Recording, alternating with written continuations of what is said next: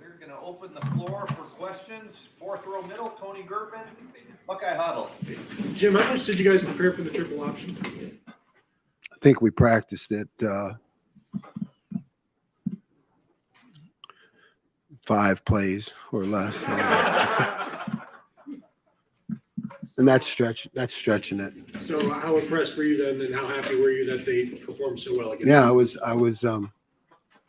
I was pleased. We were able to make the adjustments quickly, and the communication was good, and guys were really locked in and helping each other, and talking it out. And they understand the system. So when I said something, they got it, and I was happy with the way it went.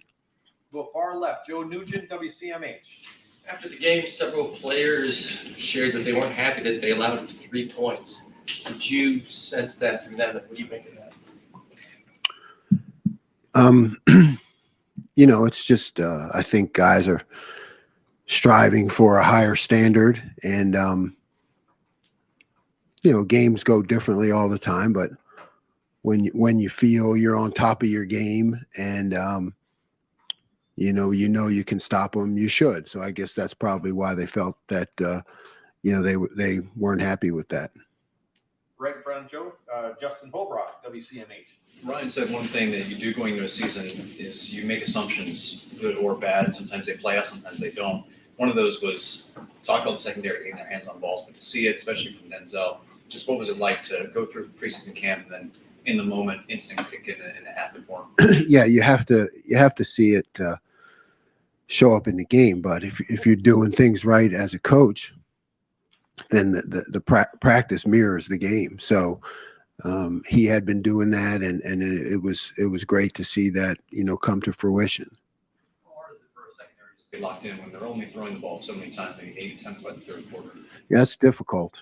Get into that kind of game, option game, running game, and you can get lulled to sleep. So I was happy with the way they stayed in tune. A couple deep shots that they took. Fourth row middle, Pat Murphy, 24/7 Sports. Ryan was talking to us about Josh, and been consistent is the word he used to kind of earn the starting spot at that position. I'm just curious your evaluation of how he played, and also Malik getting in the second half and where he kind of fits in at this point. Yeah, I thought Josh played well. I mean, we, have always had high hopes for him, talented, looking for that consistency like Coach talked about, and he showed that, toward the end of our preseason work. He's got some plays underneath him, so we went with him, and I thought he played well. I thought he showed up, and Malik is he's a young, talented player, and I think you saw that in the game. I mean, should have had an interception, but he gets his hands on balls. He's around, third down stops. He's just around the ball. Third row left, Dan Hope, Lebanon Warriors. Yeah, just to follow up on that, what went into the decision for Josh to start and then for Malik to play and for Jihad not to play? Yeah. They're tough decisions. I mean, guys are in a battle, and they're all good quality players. That's coaching, right? You just evaluate all the plays, all the reps. Thought it was close between Josh and Malik, but Josh has some plays underneath him. So for a first game, we thought it would be better to go that way, but still get Malik in the game. It's hard to play 3 guys, in a tightly contested game. Do you see Josh continuing to start going forward? I mean, looks that way. I think it'll continue to be highly contested. So you have to earn it every week when you're in one of those situations. You really have to evaluate practice. Front row middle, Dave Biddle, 24/7 Sports. Jim, Coach Day was going over some of the guys on offense that graded out as a champion. What about defense? How many of your guys graded out as a champion? Oh, I don't know if I have that list with me. And we don't report the list. Oh, that doesn't go. Somebody told me when I first got here that was like public. That with the champions. It was. It should. I'm just a middle manager. That's all. I'm just a middle manager. It was a lot, coach. Yeah, it was a dozen. Yeah, as Jeremy said, dozen. Yeah. All right, next door, Bill Rabinowitz, Columbus Dispatch. Was there anything that you didn't particularly like Saturday? It looked like a pretty complete defensive performance. A couple third downs, I thought, we were solid across the board, but there were a couple third downs, where we gave up the completion, or we just, when they start doing all the triple option stuff and spinning the backs, and then they start combining it with like an inside run power play. And, if you get like slightly off a gap, I think maybe one slipped through where we should have been and could have stopped them. So I just would have liked to seen us stop a couple more third downs. Far left, Whitney Harding, WCMH. The first game is always a good starting point. So now going into the next week, where specifically do you want to see this defense grow and get better?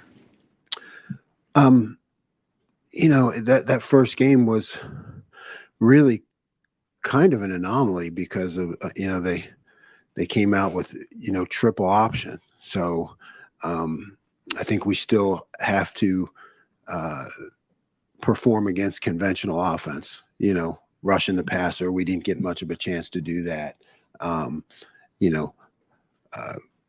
Compete and contest against regular drop back passes. So we just need to grow more against, a conventional offensive system. Second row middle, Nathan Baird, Cleveland.com. I know you guys were excited about Davison and just his size, his physicality. That came with a little bit of handsiness in this first game. I guess just in general, when you've got a cornerback who's going to play that physical, where is the line for you? How much are you willing to take because you're getting this other attribute? Yeah, I think you don't hold him back at all. I mean, we want him to be physical. We want him to be aggressive. We want him to lay hands on people. And, now you just coach the technique. There's a right way to do it. Just like coaching offensive linemen, how things go on every play, but there's a right way and where to have your hands and how to be at the end of the play. But you want to keep encouraging the physicality. I know you guys were excited, optimistic about what the cornerback play was going to be compared to what happened last year. And this wasn't maybe, as you're saying, the best passing-oriented team to test that, but what were you most encouraged about from just the cornerback group in general? Yeah, I mean, staying on top of deep balls, the reaction on the cross-country type routes, where they bring one guy from the other side, Denzel and Jordan getting their hands on balls, really was a great thing to see. And like you said, Davison with his physicality, I mean, he really brought it, even in the run game. Right next door, Stephen Means, Cleveland.com. You talked in the preseason about wanting to maybe rotate a little bit more at those linebacker spots, getting Cody, especially Cody, getting him more involved, maybe CJ to a lesser extent, but Cody especially, he didn't necessarily play that much. Did the game just not provide an opportunity? Yeah. Wish I could have done that. I mean, what happens is you get limited number of plays, and then you get triple option, which is a complicated offense, particularly if you haven't practiced against it. So with linebackers, you really want them to get the feel of it, and they got to see it and how it's all playing out and where it's all fitting. So it just went that way. Sonny, I think the first third down, when it ends up being 3rd and 7, you take him off the field, you put Cameron Martinez. This is a guy that maybe we thought could do a lot of different things. Are you still kind of slow playing how much you want to throw at him? Yes. Early on in the season? Yes. We want, Sonny's a great talent. We just want to continue to grow him, not put too much on him. Sorry about that. Mm-hmm. Fourth row right, Andy Backstrom, Letterman Row. Coach Davis talking about how with the new clock rule, it's harder to get guys in with just fewer possessions. You were kind of hitting on that earlier, but is that something you saw in this first game? Kind of took you by surprise with just how quickly that game went?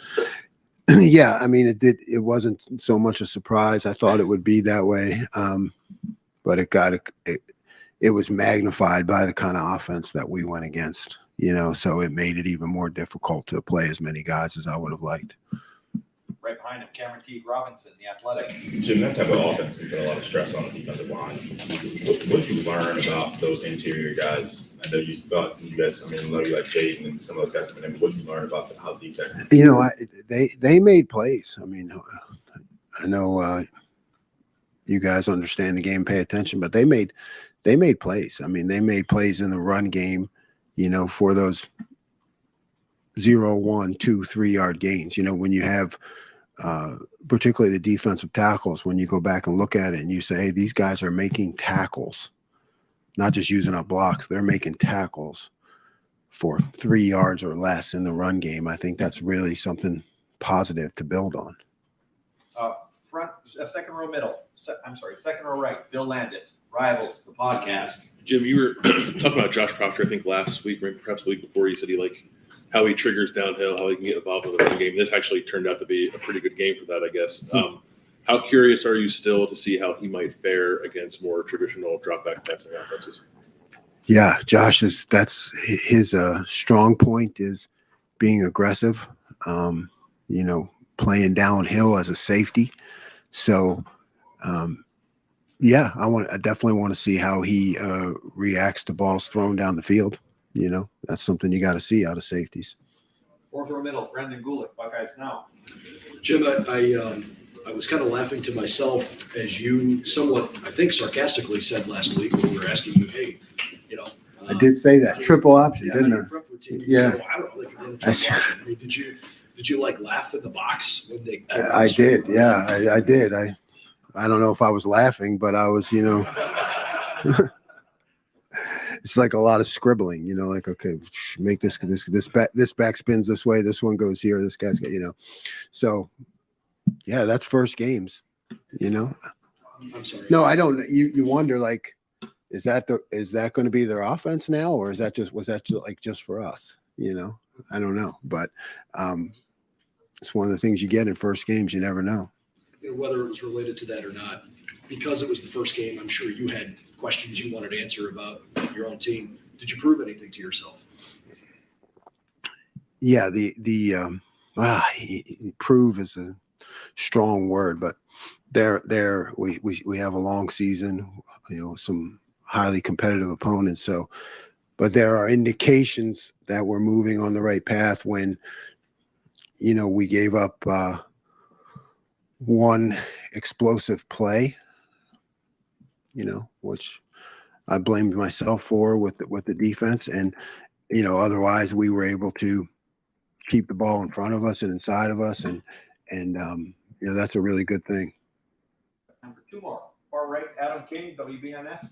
There's been quite a few times in the last 5 years where kind of the offense has sometimes bailed out the Ohio State defense. Saturday, the defense won the game. Ryan David chuckled that he could be happy to win with defense. Is there a pride in the room to know that, the defense stepped up and kind of secured that win? Yeah. There's I guess, for 24 hours, it's, hey, we did our job. There's no parade. Nobody's going to have a parade or anything, it's like, hey, you did your job, good job. Now on to the next. But it does build the confidence that we have to have for future opponents. It does. And it does. I believe when you play great defense, it just gives everybody confidence, whether you're a fan or on the team. You just kind of know, hey, everything's going to be okay when you play great defense. You have a young quarterback on the other side. How much does that confidence help to know that, hey, you throw an interception, if you make a mistake, that's okay. We've got your back.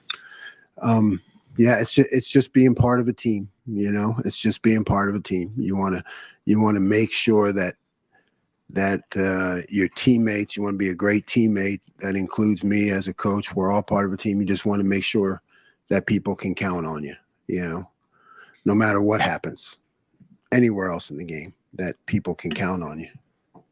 And final questions, front row right, Tim May, on 3, bottom in a row, Tim May podcast. Tim May show. No, it doesn't matter. Coach, you touched on this a minute ago. the way this defense reacted to, like you said, the triple option, and little time y'all spent, does that in your gut tell you they're getting it? You understand what I'm saying? Because there's an answer to, no matter what the team throws at you, there should be an answer to whatever you call, right? And I'm just, I guess how much does that warm your heart that it's coming around? There's no warmth in my heart. It's it's very cold. It's very cold. I think, it's an indicator. It's an indicator, because you're right. When you're sitting up there in the box and you see that, you're like, okay, I know what to do, but I haven't made a legal tackle since 1986. So, I mean, I know what to do, but do they know what to do? And so it's an indicator that we can handle the controlled chaos that happens during a game. And the other thing, the rotation of the defensive line, especially in the middle of that defensive line, we got the idea Mike Hall was going to see a lot of snaps. I'm not sure how many he did get on Saturday. Maybe 27, maybe 23. Yeah. But I mean, did you like that rotation? Loved it. And Loved it. why? Guys stay fresh. Guys stay fresh. We're going to have to rush the passer eventually. And when you're taking a lot of shots inside in the run game, you got to stay fresh to be able to rush the passer. So I like it. Great, Coach. Thank you very much.